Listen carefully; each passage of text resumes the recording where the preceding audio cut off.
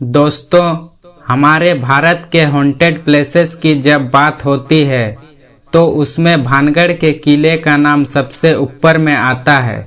राजस्थान में मौजूद इस 500 साल पुराना किले का लोगों में कुछ ऐसा खौफ है कि यहाँ पर लोग दिन में भी जाने से कतराते हैं और यहाँ तक कि कहा जाता है कि रात के समय में जो कोई भी इस किले में जाता है वह फिर कभी भी वापस लौट कर नहीं आता।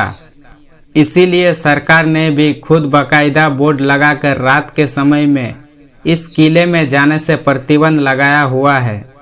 भानगढ़ के इस किले का इतिहास क्या है और आखिर क्यों इसको इतना ज़्यादा खौफनाक और भूतहा माना जाता है, ये सब हमारे इस वीडियो में बताने वाले हैं।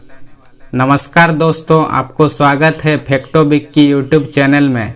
वीडियो अच्छा लगे तो लाइक, शेयर और हमारे इस चैनल को सब्सक्राइब करके बेल आइकन को प्रेस जरूर कर दीजिएगा इसी तरह का वीडियो का सबसे पहले पाने के लिए। तो चलिए इस वीडियो को शुरू करते हैं। भानगढ़ की कहानी रहस्यमयी और बड़ी ही रोचक है।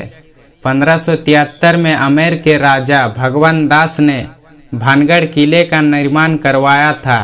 किला बसावट के 300 साल बाद तक आबाद रहा।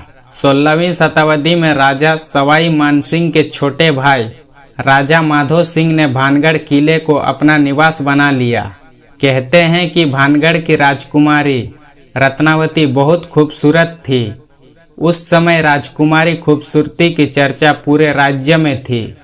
कई राज्यों में रत्नावती के लिए विवाह के प्रस्ताव आ रहे थे। उसी दौरान वह एक बार किले से अपनी सखियों के साथ बाजार में निकली। बाजार में वह एक इत्र की दुकान पर पहुंची और इत्र को हाथ में लेकर उसकी खुशबू सूंघ रही थी। उसी समय उस दुकान से कुछ दूरी सिंधु सवेड़ा नाम का व्यक्ति खड़ा होकर राजकुमारी को निहार रहा था। सिंघिया उसी राज्य के रहने वाला था और वह काले जादू में महारथी था। कथित रूप से राजकुमारी के रूप को देखकर तांत्रिक मोहित हो गया था और राजकुमारी से प्रेम करने लग गया और राजकुमारी को हासिल करने के बारे में सोचने लगे। लेकिन रत्नावती ने कभी उसे पलटकर नहीं देखा।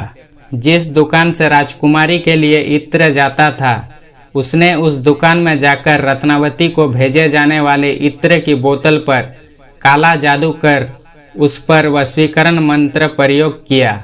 जब राजकुमारी को सच्चाई पता चल गई तो उसने इत्र की शीशी पास ही एक पत्थर में फेंक दी। इससे शीशा टूट गया और इत्र बिखर गया।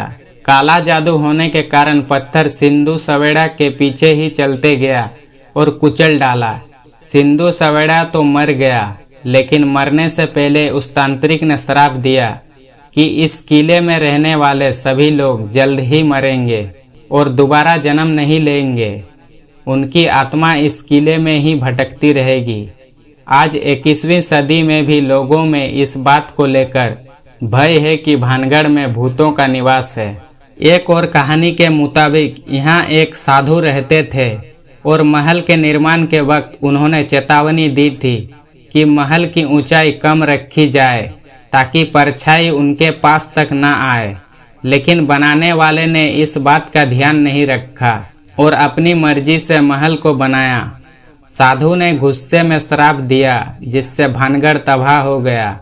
एक तीसरी कहानी के मुताबिक 1720 में भानगढ़ इसीलिए उजड़ने लगा था क्योंकि यह पानी की कमी थी। 1783 में एक अकाल पड़ा जिसने यह रिहाइश को खत्म कर दिया और भानगढ़ पूरी तरह से उजड़ गया।